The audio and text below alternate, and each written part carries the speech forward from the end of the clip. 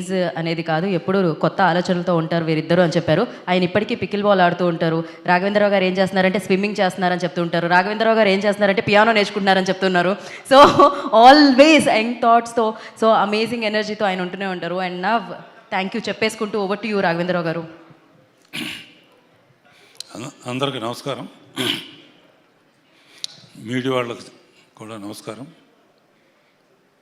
అసలు నేను ఎందుకు ఇక్కడ ఉన్నాను నాకు అర్థం కాలేదు.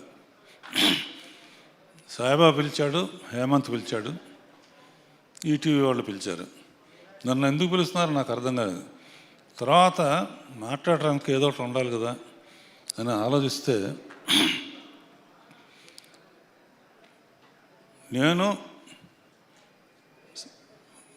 అశ్విని దత్తు సాయిబాబా కలిసి ఫస్ట్ ప్రిన్స్ మహేష్ బాబుని ఇంట్రడ్యూస్ చేశాం.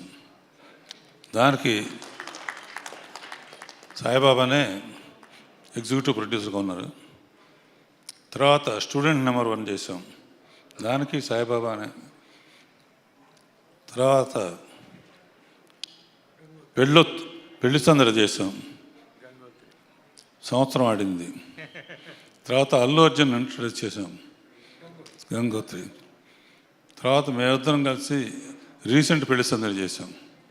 సో ఎంత కనెక్షన్స్, ఇన్ని సక్సెస్ఫుల్ సినిమాలు తీసి ఇప్పుడు నేను చెప్పిన పేర్లన్నీ పెద్ద హిట్లు. ఆ హిట్లలో భాగం సాయిబాబాకు కూడా ఉంది అండ్ ఈటీవీకి ఉంది. సో ఇన్ని సక్సెస్ఫుల్ సినిమాల ఎక్స్పీరియన్స్ అంతా కలబోసి కానిస్టేబుల్ కనకం అని చెప్పేసి ఒక లేడీ ఓరియంటెడ్ ఫిలిం చేయటం. అందులో వర్షాబుల్లం అంటే అమ్మాయి పిక్చర్లు చూశాను, చాలా మంచి ఆర్టిస్టు. దీనికి రెండో లింక్ ఏంటంటే ఈటీవీ అనేది రామోజీరావు తర్వాత బాపిరెడ్డి గారు వీళ్ళందరూ సహకారంతో ఫస్ట్ డైరెక్షన్ తప్ప నాకు ఏమీ తెలీదు, డ్రైవింగ్ అంతే. డైరెక్షన్ లేకపోతే ఏమైపోతాను, కొత్త వాళ్ళు వస్తారు, మనం పక్కగా జరగాలి అనుకునే టైంలో అప్పుడు ఆలోచన వచ్చింది, సీరియల్స్ కూడా సినిమాలాగానే ఉంటాయి కదా, సో సీరియల్స్ పెట్టుకుంటే మరి చాలా బాగుంటుందని రామోజీరావుకి బాపిరెడ్డి గారు చెబితే తప్పకుండా మీరు చేయండి అని ఫస్ట్ శాంతినివాసం అనే సీరియల్తో 30 ఏళ్ల క్రితం మా జర్నీ ఈటీవీతో జరిగింది. ఆ శాంతినివాసానికి రాజమౌళి డైరెక్టర్ సెట్ మీదకి ఫస్ట్ టైం చేస్తున్నాడు కదా, పెద్ద కాంబినేషన్ ఉంటే కంగారు పడతాడు అని వెళ్ళి చెబితే రష్ చూస్తే నేను చెప్పిన దానికన్నా బాగా తీసేవాడు. అందుకనే వాళ్ళ ఇండియాస్ నెంబర్ 1 అయ్యాడు. దానికి మా హేమంత్ ఎడిటింగ్ కూడా చేశాడు. అప్పటి నుంచి మా జర్నీ ఉంది. అండ్ మెయిన్గా కానిస్టేబుల్ కనకం తీస్తున్నప్పుడు సాయిబాబా ఎప్పటికప్పుడు టచ్లో ఉండి ఆ డైరెక్టర్ చాలా బాగా చేస్తున్నాడు, ఎప్పుడైనా మిమ్మల్ని కల్పిస్తానన్నాడు.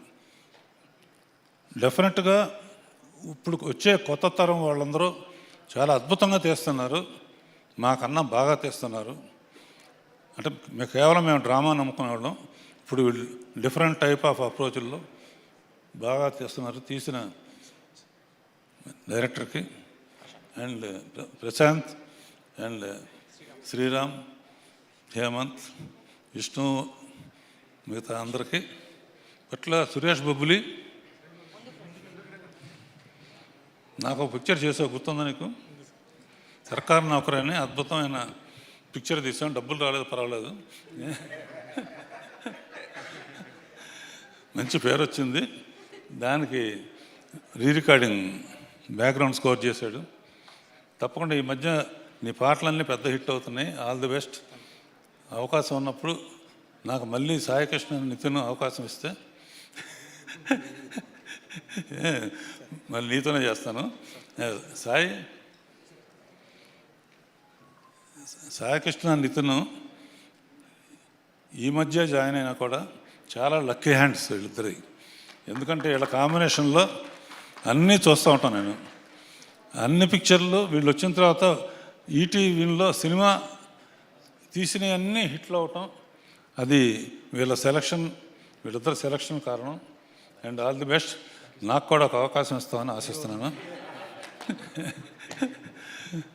తర్వాత Varsha, and I been watching your movies.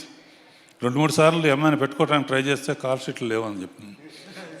ఇక నుంచి ఎవరు అడిగినా కూడా కాల్ షీట్లు ఉండవు.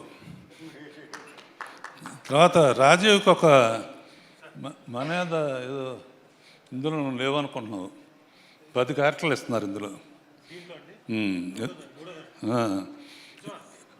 ఎలాగంటే ఫస్ట్ ముసుగులు వేసుకొని ఇచ్చారు చూసావు, 10 అది నువ్వే.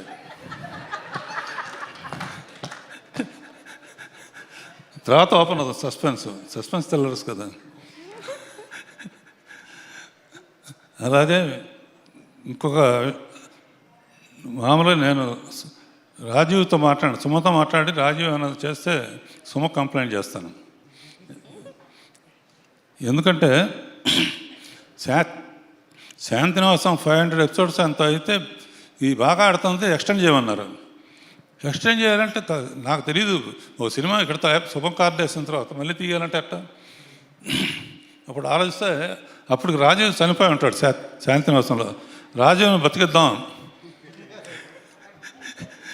లోయలో పడిపోయాడు కదా. అక్కడ సుమ ఇతనికి ట్రీట్మెంట్ చేసి, ఆయుర్వేదం ట్రీట్మెంట్ చేసి పైకి తీసుకొస్తుంది. ఆ సినిమాలో నేను పైకి తీసుకురమ్మని చెప్పాను కానీ పెళ్లి చేసుకోమని చెప్పలేదు. అందులో పర్టికులర్గా ఒక సాంగ్, వేరే దాంట్లో సాంగ్ చేసాం రాజీవ్ను సుమ. అబ్బోజనం అబ్బబ్బోజనం ఇలా పెరిగిపోతే ఎలా భోజనం, ఇలా పాండవులేమో 5, కౌరవులు 1000 మంది. ఆ పాట చేసినప్పుడు ఇద్దరు అనుకున్నారు, ఆ నెక్స్ట్ అనౌన్స్మెంట్ మ్యారేజ్. ఇలా లక్కీగా వీళ్ళు నెక్స్ట్ తరం వాళ్ళు కనుక, లేకపోతే డేంజరు ఈ అమ్మాయి కూడా వచ్చేది. ఎవరితో యాక్ట్ చేస్తాడంటే పెళ్ళి ఒకళ్ళనే చేసుకోవాలి, అది గుర్తుంచుకోవాలి. అండ్ పర్టికులర్గా ఈటీవీ విన్ ఇప్పుడు చేస్తున్న ప్రాజెక్ట్స్ అన్నీ కూడా నేను ఖాళీగా ఉండకూడదని కథాసభలో దగ్గర ఇప్పటికీ 10 తీశాను. అంటే 5 సినిమాల కింద లెక్క, 6 గంటలు అట్ట. అండ్ వాళ్ళ ఎంకరేజ్మెంట్ కానీ, నేను రిటైర్ అవ్వలేదు ఇంకా చేస్తాను అన్న నమ్మకం, ఒక కాన్ఫిడెన్స్ నాకు వచ్చింది. And I'm very happy, thankful to ETV. బంగారు కోడిపట్టు ఇక్కడ ఉంది, డిస్కో శాంతి సిస్టర్ అని ఇప్పుడే తెలిసింది నాకు. సిస్టర్ అమ్మా, మా ఘరానా మొగుడులో బంగారు కోడిపెట్టు అనే పాట పెద్ద హిట్. అలా ఈ అమ్మాయి క్యారెక్టర్ కూడా చాలా అద్భుతంగా ఉంది సినిమాలో. అండ్ బాహుబలి 1 తర్వాత బాహుబలి 2 తీసాం. బాహుబలి 3 కూడా తీయబోని కొంతమంది అంటున్నారు. అలాగే ఈ సినిమా సీజన్ 2 కాకుండా సీజన్ 3 చేయమంటున్నారు కనుక అది కూడా బాహుబలి లాగా హిట్ అవుతుందని ఆశిస్తున్నాను. ఎవరు మర్చిపోయి ఉంటే క్షమించండి. Thank you sir. నిన్ను మర్చిపోయాను. నన్ను thank you sir, thank you so much and thanks for coming and gracing the event అండి. మరొకసారి ప్రత్యేకమైన కృతజ్ఞత తెలియజేసుకుంటున్నాం అశ్విని దత్ గారికి అండ్ రాఘవేంద్రరావు గారికి.